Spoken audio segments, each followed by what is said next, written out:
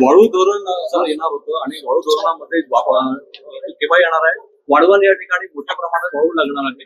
वाळू धोरणासंदर्भात सरकार कुठपर्यंत पोहोचलेलं आहे? या आठवड्यामध्ये वाळू धोरण हे मंत्रिमंडळासमोर जाईल आणि ज्या ठिकाणी लिलाव झाले नाही आणि ज्या ठिकाणी आम्हाला ईसीची परवानगी मिळाली आहे, एन्व्हायरमेंट क्लिअरन्स मिळाला आहे, त्या ठिकाणी वाळूघाट लिलाव होतील. घरकुलांना 5 ब्रास रेती देण्याचाही मोफत रेती देण्याचा निर्णय महाराष्ट्र सरकारने घेतलेला आहे. माननीय मुख्यमंत्री देवेंद्र फडणवीस यांनी घेतलेला आहे. तर त्याचाही तरतूद आम्ही करणार आहोत. एकंदरीत जेवढी मागणी आहे तेवढी पुरवठा होईल असं वाळू धोरण आपण तयार करतो आहे. सोबतच एम-सॅन्ड धोरण येत आहे, जे दगड खाणीवरनं तयार केलेली वाळू, जी वाळूचे क्रेशर्स मोठ्या प्रमाणावर या महाराष्ट्रामध्ये प्रत्येक जिल्ह्यामध्ये आम्ही यांना प्रमोट करतो आहे.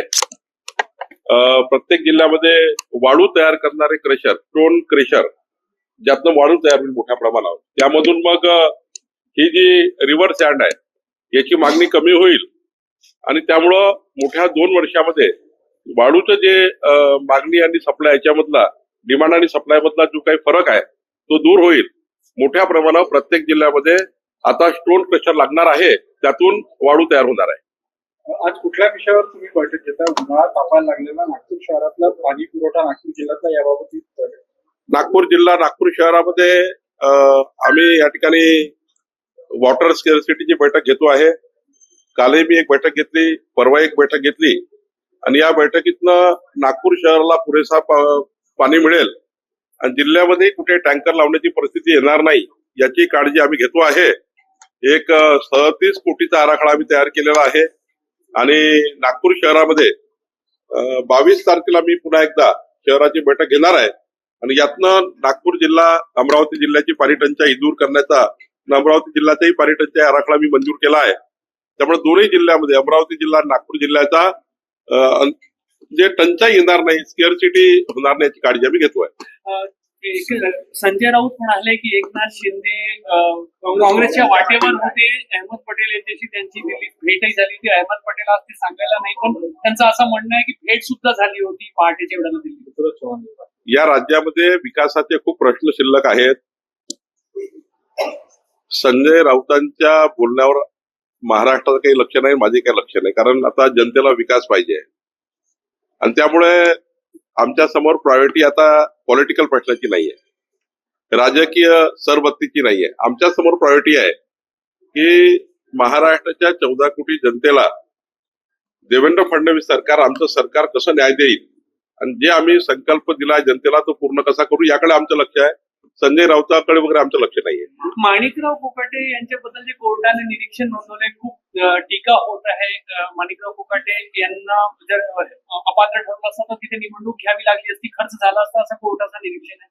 लोक टीका होत आहे. नाही, आता कोर्टाने काय त्या ठिकाणी जे काही टिप्पणी केली असेल त्यावरती मला सविस्तर वाचूनच बोलावं लागेल.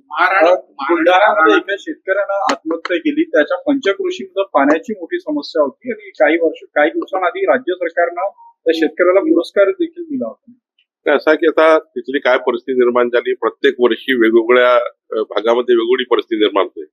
कधी पाऊस असतो, कधी नसतो, कधी टंचाई असतं, कधी पूर्ण पाणी असतं. प्रत्येक वर्षी परिस्थिती बदलत असते त्या भागामध्ये. त्या ठिकाणची काय परिस्थिती झाली याचा नेमका मी त्या ठिकाणी अहवाल घेईल किंवा आढावा घेईल. महाराणी ताराराणी यांची समाधी जी आहे ती दुर्लक्षित आहे. सातारा येथे संतबाऊली इथे देखील समाधी तिथे दुर्लक्ष आहे. म्हणजे अनेक आता पावलं उचलण्यात येते वेगवेगळ्या समाधी.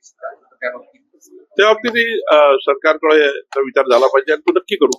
पंजाब के अमृतसर में मंदिर के ऊपर ग्रेनेड हुआ है, कैसे देखते हैं?